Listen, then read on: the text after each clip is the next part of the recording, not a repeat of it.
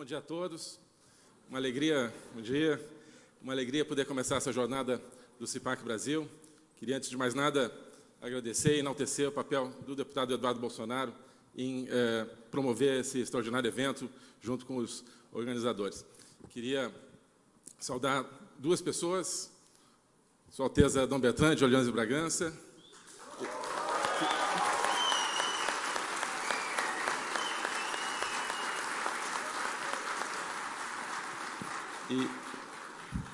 e a minha mulher, Maria Eduarda,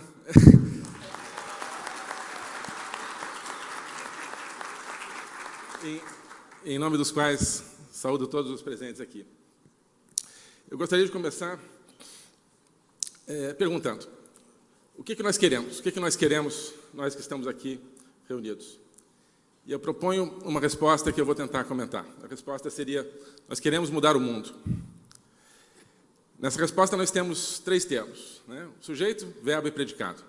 Nós, mudar e o mundo. Então, tentar analisar um pouco cada um desses elementos. Então, quem somos nós? Quem somos nós, conservadores? Nós, acho que, antes de mais nada, somos um conjunto de pessoas que descobriram o prazer de pensar, que descobriram o Logos, a palavra, como fonte da verdade, e a verdade como busca permanente da verdade. Sei que nem todos aqui somos cristãos, mas acho que muitos de nós somos cristãos, e o cristianismo não é o enunciado categórico de uma verdade, ou não apenas, mas é uma busca da verdade, um diálogo permanente entre o ser humano e o mistério que o habita. Todo cristão é um pouco teólogo, procurando capturar e captar em conceitos o sentimento que o anima, sem nunca conseguir definitivamente, e, por isso mesmo, sempre vivendo a sua fé intensamente. O Papa Emérito Bento XVI, no seu livro Introdução ao Cristianismo, diz que o credo de Nicéia, é uma espécie de um salto no escuro, uma proposta que nós nos colocamos, e não uma imposição. Nesse sentido, a verdade tem que ser construída a partir da vida e do sentimento, e não simplesmente apreendida em abstrato. Quando Pôncio Pilatos pergunta a Jesus o que é a verdade, quid est veritas, Jesus não responde, como se ele dissesse, olha, se vira, você descobre. Em outro trecho do Evangelho, Jesus diz, eu sou o caminho, a verdade e a vida. Ou seja, ele próprio, o Logos encarnado, e não um conjunto de regras ou de preceitos. A verdade está ali, ligada ao caminho, ou seja, a verdade é algo que se percorre, e se apreende por experiência, a verdade está na vida, é algo que brota e cresce organicamente. A palavra saber vem do latim sapere, que, por sua vez, vem de uma raiz indo-europeia, sep, que significa experimentar, saborear. A nossa palavra sabor, que vem de sapore, também deriva dessa mesma raiz. E o ser conservador tem muito a ver com isso, e com essa tentativa de conhecer através da experiência, digamos assim, saborear a verdade.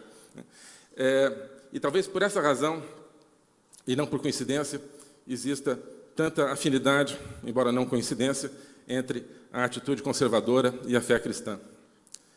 Ser conservador tem a ver com a busca, tem a ver com respeitar a vida, com aprender com a experiência e com o sensível, como meio de contactar o suprassensível.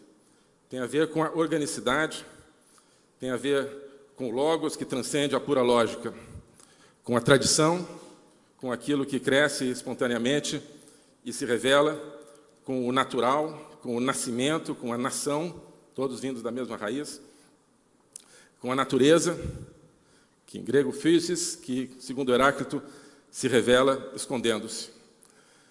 Conservadorismo é respeitar e reconhecer as dádivas, é ter humildade diante do mundo e não achar que a razão humana é todo-poderosa, ilimitada e esgota a realidade. Essa humildade, às vezes, nos vale a pecha de irracionalistas ou antirracionalistas. E não se trata absolutamente disso, não se trata de negar a razão, mas de negar que a razão seja tudo. Negar que a economia seja tudo, negar que a relação de classes seja tudo, negar que o ser humano seja tudo, negar que o planeta seja tudo, e assim por diante.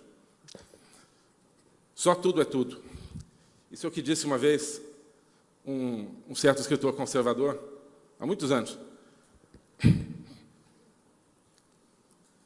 quando eu ainda nem sabia que era conservador. E nem sabia que um dia estaria aqui falando com os senhores.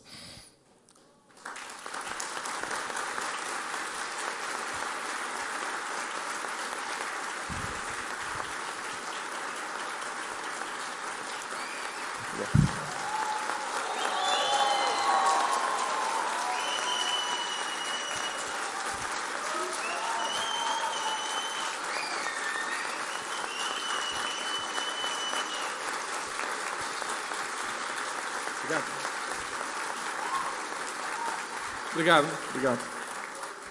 Muito obrigado.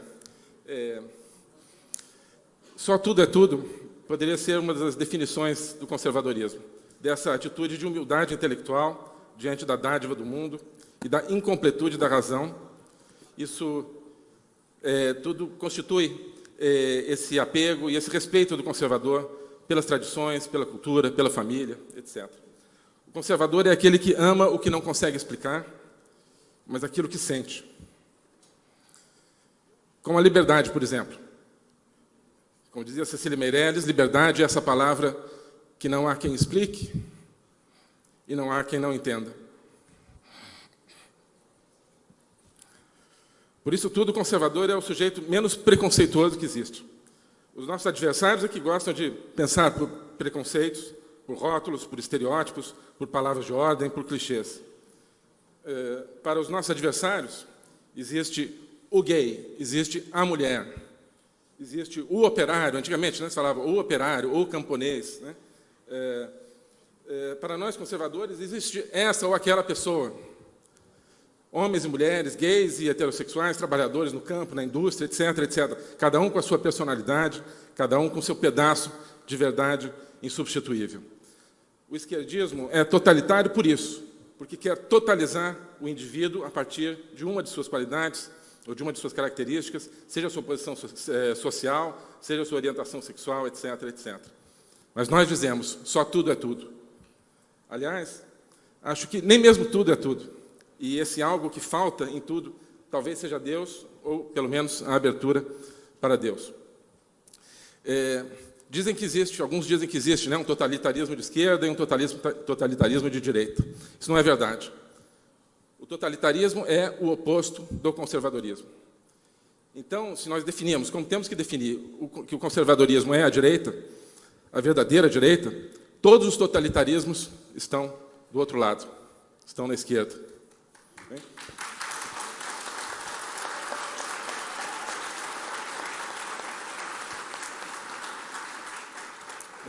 Lembrando, inclusive, que quem primeiro se qualificou com orgulho de totalitarismo foi o fascismo italiano. Bem, o conservador é aquele para quem a realidade não está fechada, mas deixa sempre uma abertura para o outro lado, para a transcendência, para o desconhecido, ou o que quer que seja. O conservador também odeia o nominalismo, porque sabe que as palavras são apenas a indicação de algo, são apenas um meio de contato com a realidade, uma realidade que é inesgotável e inapreensível em sua totalidade, pela razão humana. As palavras são o contato com a realidade, e a própria realidade é o contato com algo que está além da realidade. Então, o respeito à realidade e o respeito à palavra estão na essência do conservadorismo. O desrespeito à realidade e o desrespeito à palavra estão na essência do esquerdismo e do totalitarismo. Eles agarram a palavra e a transformam num absoluto que não corresponde a nada, que é apenas um instrumento de poder. Isso é o nominalismo, isso é ideologia. Ideologia o que é? Se a realidade desmente a teoria, ou melhor, se a teoria... exato. Se a realidade desmente a teoria, tanto pior para a realidade.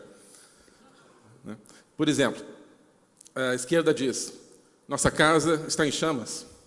Our house is burning. Então, o que é a realidade? Bom, em primeiro lugar, não é a sua casa.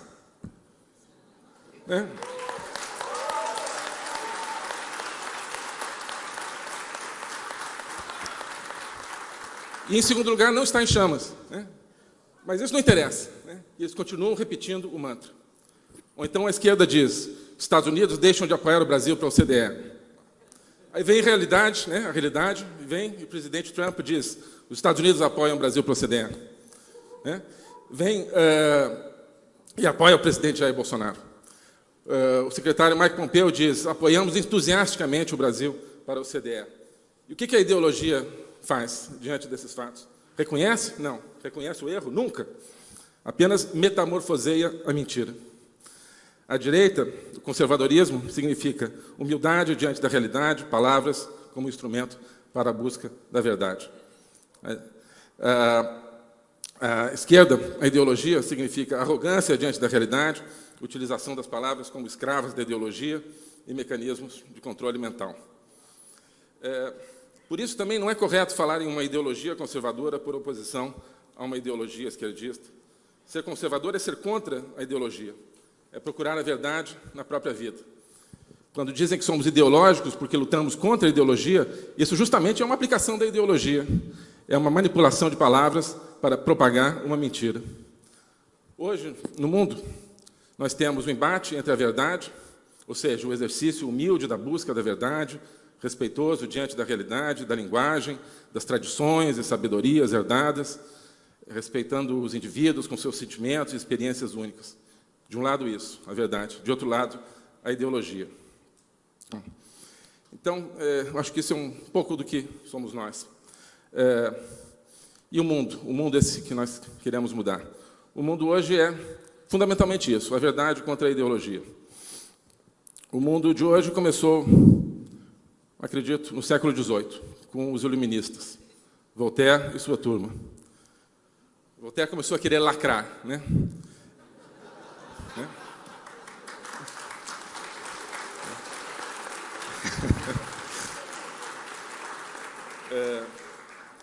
Ele pegou as instituições, os sentimentos milenares do seu povo, da sua civilização, de toda a humanidade, e disse: isso não serve para nada. Começou a destruir tudo que havia de autêntico e orgânico na vida humana e na sociedade, desrespeitando as palavras e subjugando-as, desrespeitando a realidade, desrespeitando a fé, desrespeitando a monarquia. Em lugar da infinita complexidade e delicadeza do tecido social e da alma humana, em sua beleza inescrutável, Voltaire e seus descendentes erigiram o lema abstrato, nominalista, de liberdade, igualdade e fraternidade. Liberdade para obedecer ao poder, fraternidade para eu te tomar o que é teu, né? Afinal somos irmãos, né? Então, e igualdade de todos diante do medo da guilhotina. E é curioso porque aquela frase atribuída a Voltaire, de que posso discordar de tudo que dizes, mas defenderei até a morte o teu direito de dizê-lo, Voltaire nunca disse isso. Eu não sabia. Aprendi isso num autor extraordinário italiano, Antonio Sotti, que eu recomendo muito. Né? Jamais pronunciou isso. Isso é outra invenção ideológica. Né? Os descendentes de Voltaire, na Revolução Francesa, entronizaram a deusa Razão, que é justamente o máximo da arrogância do ser humano. Né? Para os conservadores, razão, ok, mas ela não ensina tudo e não rege tudo. Só tudo é tudo. Mas para os esquerdistas e seus ancestrais iluministas, essa razão, essa falsa razão, porque a razão é parcial, eles absolutizam, a razão é a soberana de um Estado totalitário e terrorista. Até hoje, nós vivemos essa batalha. Por um momento, achávamos que a tínhamos vencido. Após exatos 200 anos, entre 1789 e 1989. Mas não foi assim. Porque em 1989, não foi o conservadorismo que venceu, ou melhor, foi o conservadorismo que venceu, mas não levou a taça.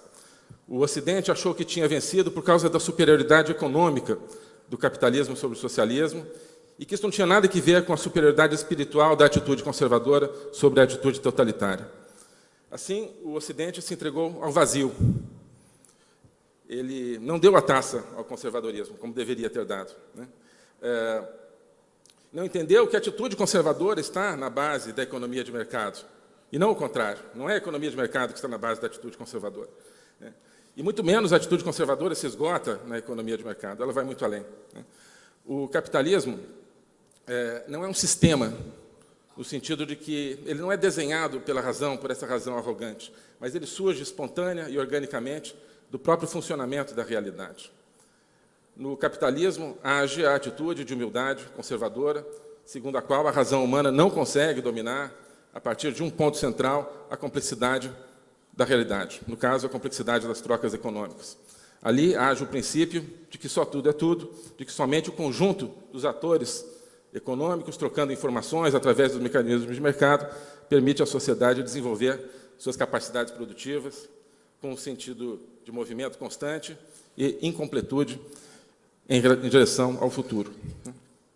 Assim, mas o capitalismo não gera felicidade para a maioria, né? O socialismo existe para gerar essa felicidade para todos. Isso é ideologia. Isso é ideologia, como sempre, brigando com a realidade. Porque, na realidade, o capitalismo não existe para nada, né? E, justamente por isso, porque não funciona num circuito fechado, submetido a Deus, a razão, o capitalismo acaba permitindo que mais pessoas, pelo menos, busquem a felicidade. O socialismo, sim, é um sistema gerado pela Deus, a razão, com o objetivo de concentrar poder e exercê-lo indefinidamente, gerando pobreza, opressão e infelicidade.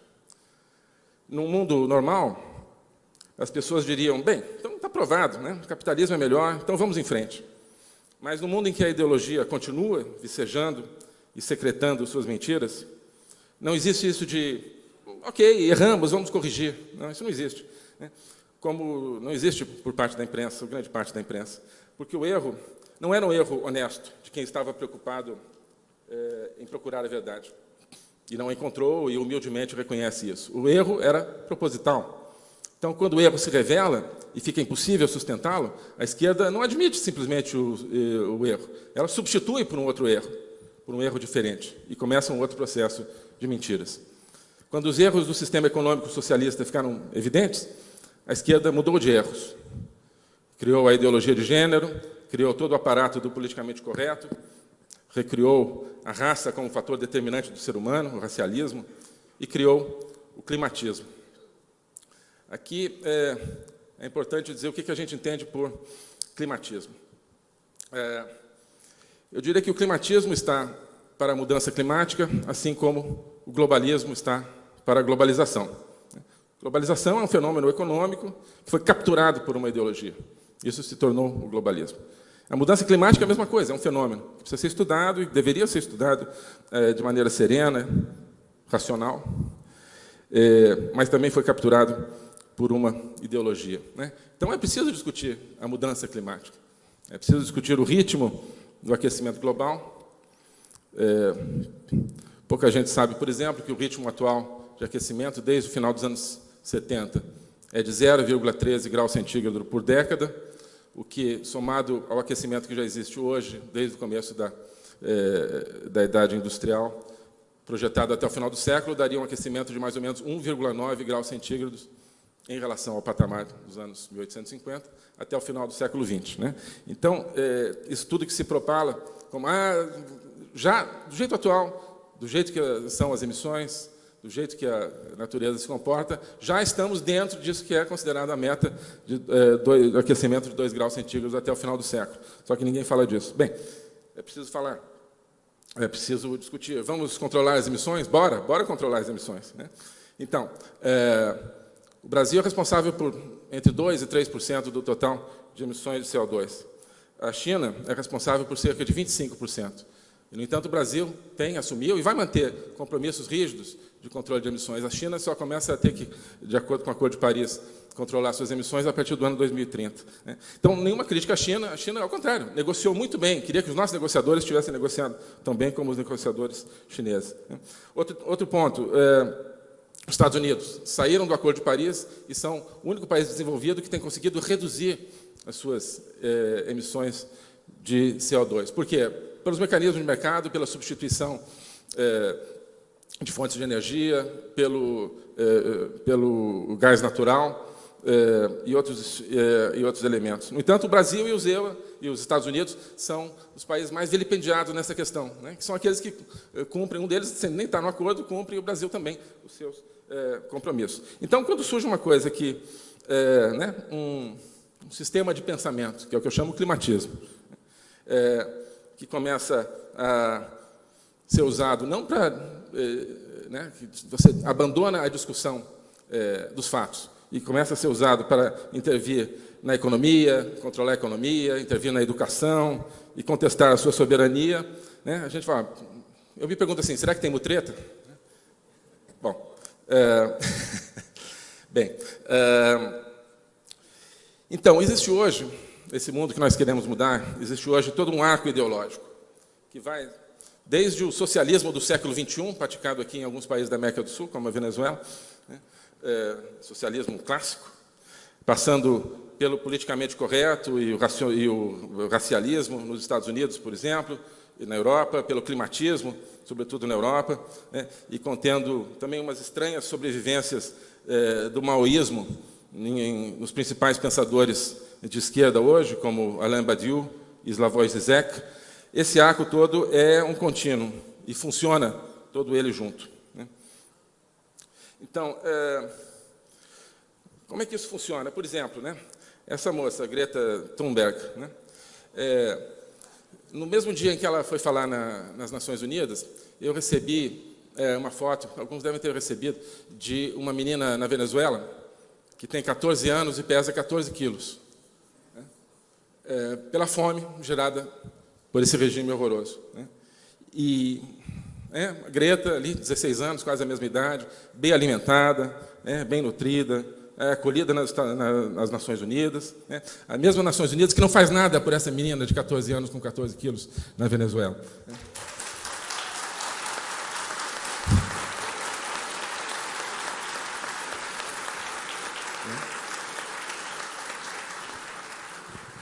Nações Unidas que não fazem nada contra Maduro, que aceitam a candidatura de Maduro ao Conselho de Direitos Humanos das Nações Unidas, onde não vai entrar.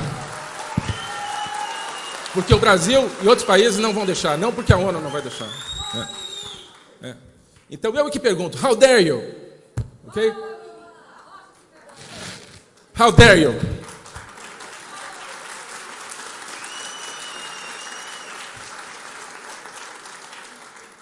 Então, eu é que pergunto, né? Eu é que pergunto isso.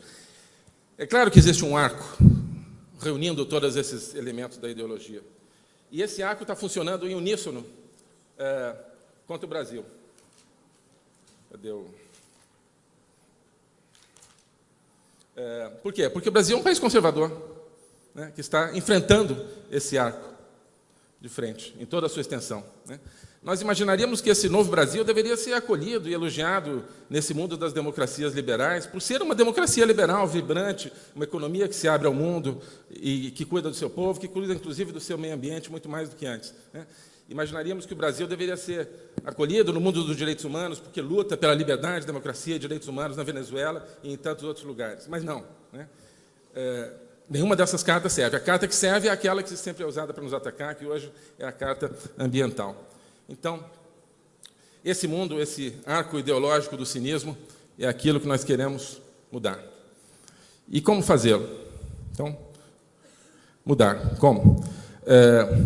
Acho que, como bons conservadores, nós não temos um programa único e rígido. Né? Mas nós precisamos de algumas coisas. Precisamos, em primeiro lugar, pensar no empresariado. Repetindo, o conservadorismo é a base da livre empresa, é a base da economia de mercado, mas o problema é que a própria livre empresa tem sido penetrada pela ideologia esquerdista. Né? A gente fala muito da penetração gramsciana nas escolas, nas igrejas, nas associações, mas existe a penetração gramsciana nas companhias privadas. O climatismo e a ideologia de gênero estão fazendo isso. Então, precisamos mostrar às empresas a verdade, quem está do lado da liberdade econômica, que somos nós. Nós vimos isso, por exemplo, anteontem, aqui em São Paulo, no Fórum de Investimento do Brasil, com o setor privado, investidores de todo o mundo. As pessoas estão acordando, estão entendendo que somos nós que estamos do lado da liberdade econômica, assim como estamos do lado da liberdade política, por causa, e não apesar, por causa da nossa essência conservadora. Né? Fazendo acordos de comércio que nunca foram feitos, abrindo oportunidades de investimento que nunca foram abertas, abrindo pela primeira vez a possibilidade do Brasil ser uma economia de mercado por causa do nosso programa conservador.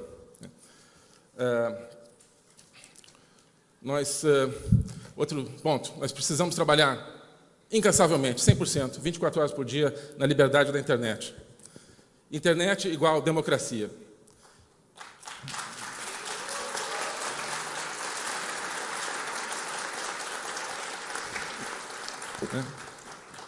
E a democracia, quando deixada funcionar, quando se deixa a democracia funcionar, ela sempre apontará no sentido da atitude conservadora. Outra coisa, precisamos denunciar, como estou fazendo aqui, a ideologia de gênero e o climatismo, que são hoje o mecanismo pelo qual o programa esquerdista ocupa esse arco ideológico de que nós estamos falando. Nesse ponto da economia, nós precisamos consolidar a aliança liberal-conservadora. Eu comecei a falar disso em janeiro, fevereiro desse ano, cada vez mais estou convencido, acho que cada vez mais as pessoas estão convencidas disso. Precisamos mostrar que isso não é acidental, que o liberalismo econômico ele tem a sua casa no conservadorismo. Outra coisa, precisamos entender que o esquerdismo é e sempre foi global, e criar também as nossas redes mundiais, não globais, mas mundiais, respeitando as individualidades, as nacionalidades. Não podemos continuar lutando cada país em separado. Precisamos entender o globalismo como substituto do comunismo. Precisamos recuperar a bandeira da economia de mercado, como eu dizia. Mas não caindo no erro de achar que tudo é economia, e sim trabalhando na cultura e, a partir daí, na economia. Isso acho que é outra essência do conservadorismo. É entender que o centro está na cultura lato sensu, filosofia, pensamento, porque a sua estrutura metafísica de pensamento é que gera a sua atitude, e essa atitude é que gera a sua ação na economia. Precisamos entender essa conexão entre os vários pontos do arco ideológico globalista, socialismo do século XXI, politicamente correto, climatismo, esse neo-maoísmo de que eu falei. Precisamos de um sistema de comércio mundial que favoreça a democracia e a liberdade, e não um sistema cego aos valores, pois um sistema cego aos valores acabará sempre favorecendo os valores errados, contrários à liberdade. Precisamos ter nas nossas mãos a bandeira da revolta, a bandeira da indignação, a bandeira da transformação, com toda a sua energia. A bandeira da justiça, porque a justiça é aquilo que fala ao coração humano e ao direito natural, que faz parte do sentimento conservador. Precisamos ter nas nossas mãos, como temos, a bandeira da nação, do princípio nacional, a bandeira da soberania, a bandeira dos verdadeiros direitos humanos, a bandeira da proteção ambiental verdadeira. Os que somos cristãos precisamos empunhar a bandeira da fé em Jesus Cristo.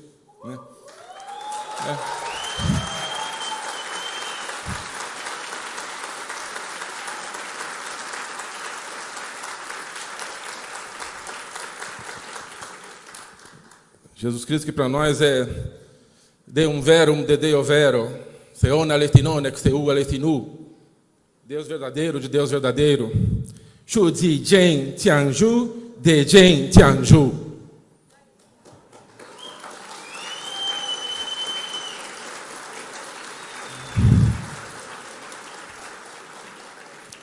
Os católicos precisamos empunhar a bandeira da Virgem, hoje, dia 12 de outubro, dia da padroeira do Brasil.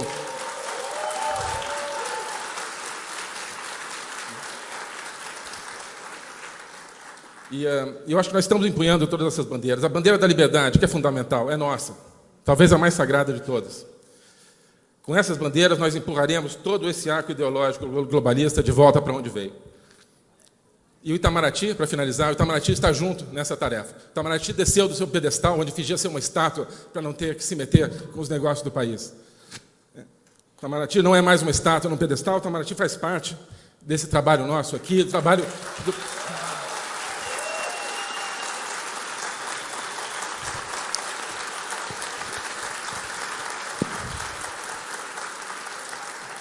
O Itamaraty está junto com o povo, está junto com o Brasil, junto com o presidente Bolsonaro, junto com a brava gente brasileira. Muito obrigado.